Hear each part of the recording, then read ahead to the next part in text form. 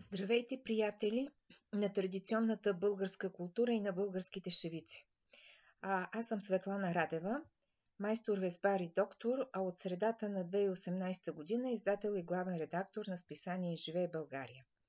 Правя това кратко видео във връзка с броя на списание "Живей България", който в момента е в печатница, и многото въпроси и коментари за армъните или арумъните. Това е една етническа група в рамките на България, за която ще прочетете на последните страници на новия брой. Тя е много малко известна и с нея започваме да разглеждаме културното многообразие на България, което включва и многобройните етнически групи. Някои по-малко известни, други много популярни. Много от въпросите бяха свързани дори с това дали арумъните са християни. Християни са, и то какви. Самите те се определят като по-големи католици и от папата. Спазвали са и продължават да спазват всички християнски обичаи, сред широката общественост са известни, поне това се помни досега, с кръста, който е татуиран на челата на започналото да се момее момиче.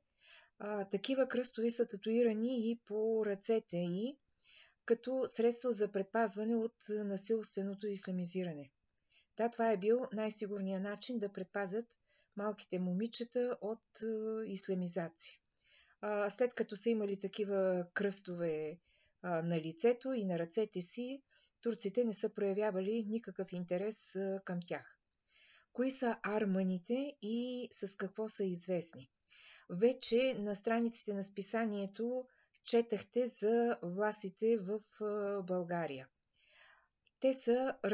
Арумъните са част и разновидност от това население. В чужбина винаги са се представили като български власи. Езика, който говорят, е сходен на този на власите в Северна България, но в същото време и много различен. Говорим за армъните в западните Родопи, които в момента живеят на територията на Велинград, Пещера, Ракитово и близките села.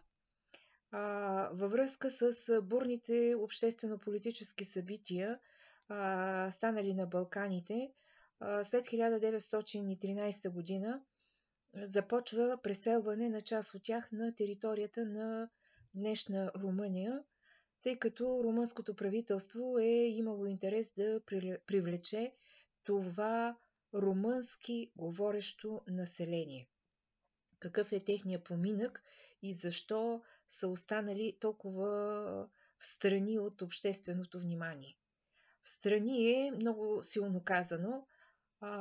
Тези два материала ги писах аз. Въпреки че практиката на мен и на екипа ми е текстовете за четене да се пишат от хората, живеещи в съответните региони. Когато става въпрос за по-специфична тема, която е свързана и с отговора на неудобни въпроси, тогава наред съм аз. Това е моят избор. Избрала съм си го много отдавна. Още в момента, в който почнах сериозно да се занимавам с тази етническа група, ми направи впечатление каква е съдбата на населението в западните Родопи. Едновременно съм и учен, и изследовател, и човек от практиката, но това, което четох навсякъде, надминаваше това, което бях срещала. През 60-те години на миналия век службите на Държавна сигурност са се занимавали много усилено с това да направят от цялото население на западните Родопи истински правилни българи. Като се сетите, че там има много помаци или българо-мухамедани, добавим към тях аруманите, които си говорят техния език и са християни, може да си представите какво преследване е било на всичко различно от това, което се е смятало за истински правилен българин. Още по това време започва изчезването, забравянето на много от нещата от традиционната култура. Така, и защо още са малко известни аруманите? Специфичният им начин на живот е една много сериозна причина. Това са чисти номадски групи, които нямат постоянно жилище. Самоопределят се, както вече казах, в чужбина като български власи, но те имат само колиби, временни селища на територията на западните Родопи, по местата, където са били техните летни пасища. В тези колиби, които са сравнително стабилни жилища, те остават от Гергьовден до края на месец август, когато започва подготовката за пътуването. Голямото им пътуване, големия път, който е част от техния бит. Практиката е била тази през пролета и през лятото и началото на есента да са по пасищата в България, а през зимните месеци са се изселвали временно в Беломорска Тракия на територията на Гърция и Турция. В по-редки случаи този път е бил на север към Горно-Тракийската низина и Българското черноморско крайбрежие. Животът им е бил суров. Самите арумъни разказват, че те не са боледували, просто защото са нямали време за това. Умирали са от един път. И веднага се поставя въпроса къде са техните гробове, техните гробища. Няма да ги видите никъде, няма такива обособени. Това е една от причините те да са малко известни.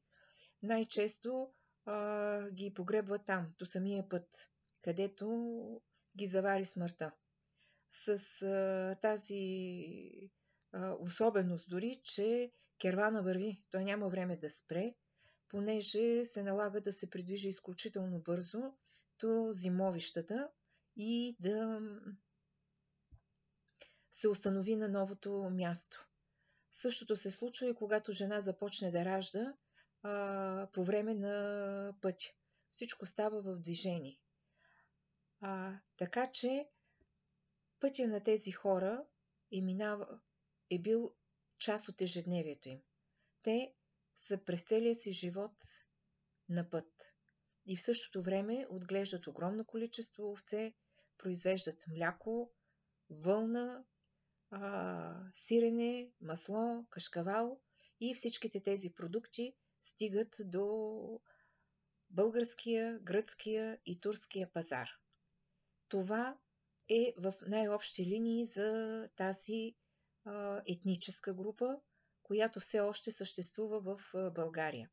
В следващото видео ще ви разкажа още малко и за техните обичаи, за неповторимата ми среща с едно колоритно семейство Пешови в квартал Чепино на Велинград, което и до ден днешен пази арумънските традиции. Всичко добро!